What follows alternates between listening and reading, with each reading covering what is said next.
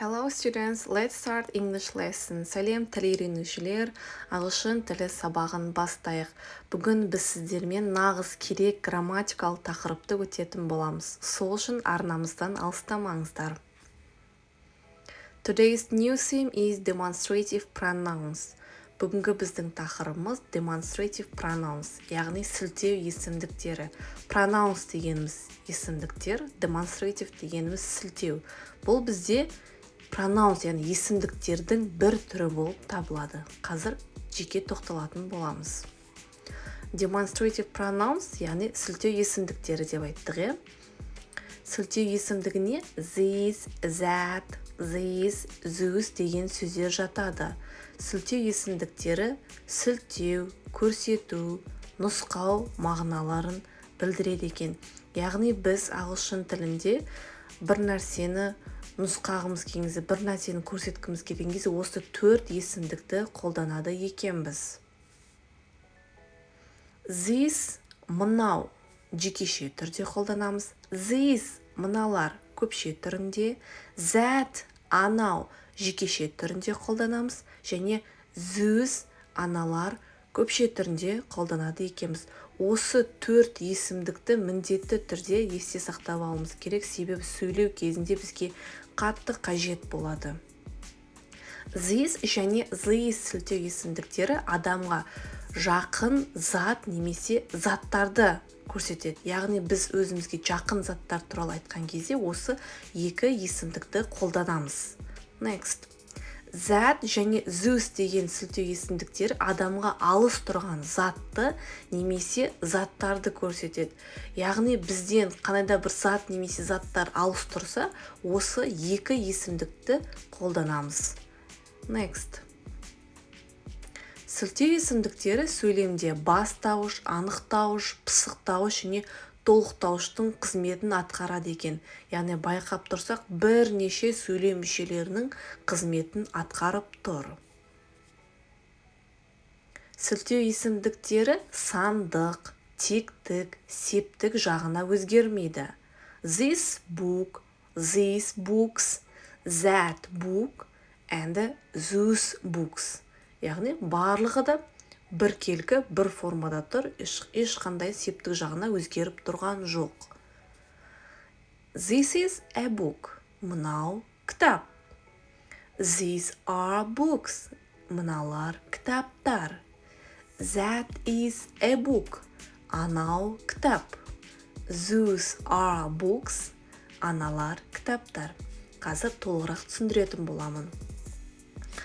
Мысалы, мынау алма, This is an apple. Мынау алма. Алма маған жақын жерде тұр.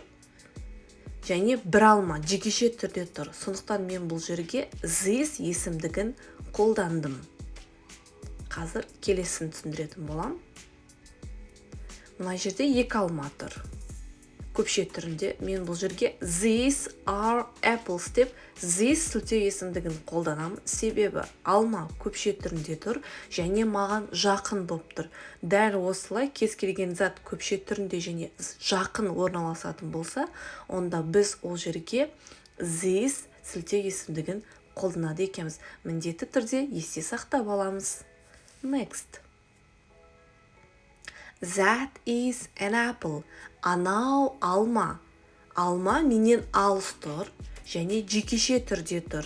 Дәл осылай кез келген зат сізден алыс тұрса және ол зат жекеше түрде бір ғана болса, онда біз ол жерге that сілтеу есімдігін қолданамыз.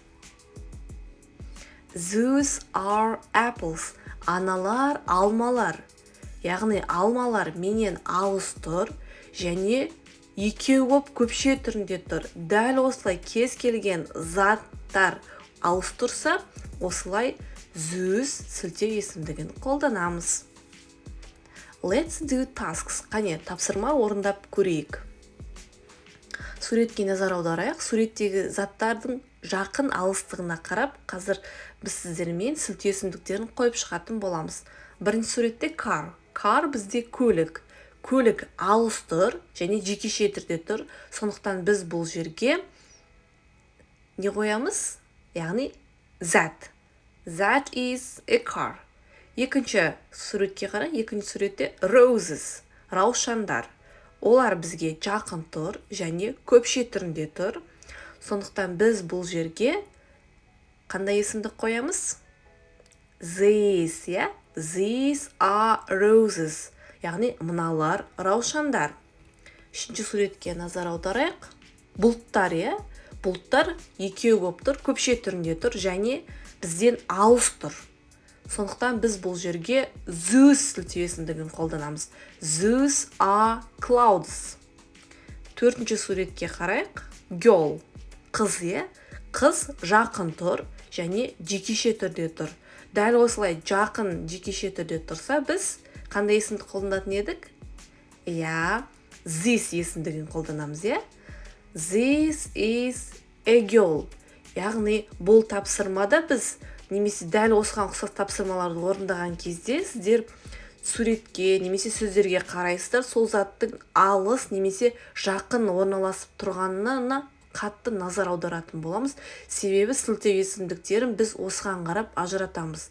Яғни бізге жақын тұратын заттарға біз these сілтеу есімдігін қолданамыз. Жекеше түрде, көпше түрінде these. Ал егер заттар бізде алыс тұратын болса, жекеше түрінде біз that сілтеу есімдігін қолдансақ, көпше түрінде those сілтеу есімдігін қолданады екенбіз. Next. Енді мына тапсырмаға қарайық. Бұл жерде нұсқап тұр қолмен. Бірінші суретте көлік, car бізде көлік. Көлік бізге жақын тұр және жекеше түрінде тұр. Сондықтан біз бұл жерге this қолданамыз. This is a car. Мынау көлік. Себеп көлік маған жақын тұр. Енді екіншісіне қарайық. Bike. Bike велосипед. Велосипед міне өзі көрініп тұр, алыста тұр. Ана велосипед деп нұсқап тұр. Және велосипед жекеше түрде тұр. Бір ғана велосипед. Сондықтан біз бұл жерге that сілтеу есімдігін қолданамыз. Сонда that is a bike. Анау велосипед деп қолданамыз. Келесі. Бізде қарындаштар, түрлі түсті қарындаштар. Олар бізге жақын тұр. Сондықтан және көпше түрінде тұр. Біз these қолданамыз. These are pencils. Мыналар қарындаштар. Келесіде books, кітаптар. Кітаптар бізден алыс тұр және көпше түрінде тұр. Сондықтан біз бұл жерге those сілтеу есімдігін қолданамыз. Сонда those are books. Аналар кітаптар, яғни анау тұрған кітаптар. Кітаптар көпше түрінде тұр және бізден алыс тұр. Сондықтан біз бұл жерге қандай есімдік қолдандық? Those сілтеу есімдігін қолдандық. Дәл осылай нұсқауға қарап та анықтасақ болады. Келесі тапсырмаға назар аударайық. Mouse. Mouse ол бізде тышқан. Тышқан бізге жақын тұр. Нұсқа көз көрсетіп тұр, жақын тұр. Сондықтан біз бұл жерге қандай сілтеу есімді қолданамыз? This. Яғни this is a mouse. Мынау тышқан. Ал екінші суретте snakes. Snakes бұл жыландар. Көпше түрінде тұр және бізден алыс тұр. Сондықтан біз бұл жерге those сілтеу есімдігін қолданамыз. Үшінші суретте birds. Ол құстар. Құстар бізге жақын орналасқандықтан біз these сілтеу есімдігін қолданамыз. Сонда these are birds. Мыналар құстар. Келесі суретте cat. Cat мысық. Мысық бізден алыс тұр және бір өзі жеке болып тұр. Сондықтан that сілтеу есімдігін қолданамыз. That is a cat. Анау мысық. Яғни сілтеу есімдіктерін дәл осылай біз жақын және алыс орналасқанына қарап ажыратамыз. Сондықтан осы маңызды 4 сілтеу есімдігін есімізде сақтап алуымыз керек. Олар бізде жекеше түрде қолданатын this, that, көпше түрде қолданатын this, those. Әрине олардың алыс жақындығына қарап ажыратамыз. Жақын жердегі заттарға this және these сілтеу есімдіктері қолданатын болса, алыс тұрған заттарға that және those сілтеу есімдіктері қолданады екен. Міндетті түрде осы ережені жазып, есімізде сақтап аламыз. Егер бүгінгі тақырып сіздерге түсінікті болса, лайк басып, комментарий қалдырып кетіңіздер. Келесі сабақтарда да біз сіздермен керек грамматикалық тақырыптармен бөлісетін боламыз. Сол үшін арнамыздан алыстамаңыздар. Goodbye, students. Learn new grammar.